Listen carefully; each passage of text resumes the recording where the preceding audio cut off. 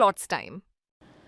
నమస్తే, నేను మీ Raviprakash, executive director from BLR builders. So Hyderabad real estate అండి, present Hyderabad real estate life cycle ఏ స్టేజ్లో ఉందో చూద్దాం. రికవరీ స్టేజ్లో ఉందండి. రియల్ ఎస్టేట్ లైఫ్ సైకిల్ని అందరూ అర్థం చేసుకోవాల్సిన అవసరం ఉంది. 4 phases of real estate life cycle ఉంటుంది. So the present is recovery phase. Recovery phase అంటే ఆఫ్టర్ స్లోడౌన్, మార్కెట్ స్లోడౌన్ లేదంటే రెసిషన్ తర్వాత మార్కెట్ రికవర్ అవ్వటం స్టార్ట్ అవుతుంది.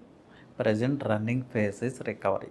దీనికి ప్రూఫ్స్ ఏంటంటే, దీన్ని ఎలా మనం రికవరీ ఫేజ్ అని చెప్పొచ్చు అంటే, ఎంక్వైరీస్ పెరుగుతూ ఉంటాయి at some point of time. Enquiries పెరుగుతున్నాయంటే real estate has entered in to recovery phase అని మనం అబ్జర్వ్ చేయాలి.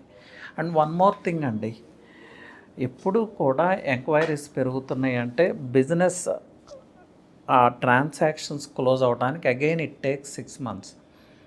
Average client decision time is 3 to 6 months అండి. ఈరోజు సైట్ విజిట్ చేస్తే ఈరోజు సైట్ ఎప్పుడూ పర్చేజ్ చేయడం క్లయింట్ తన డెసిషన్ తీసుకోవటానికి 3 months నుంచి 6 months పడుతుంది.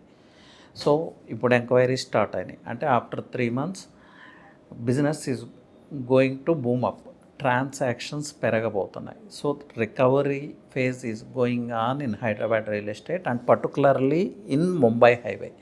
చాలా ఎంక్వైరీస్ ఉన్నాయి ముంబై హైవే రియల్ ఎస్టేట్లో. దానికి చాలా రీజన్స్ ఉన్నాయి. హై పొటెన్షియల్ హైవే ఏది మనకున్న 11 హైవేస్లో అంటే బియాండ్ డౌట్ ముంబై హైవే అని చెప్పొచ్చు.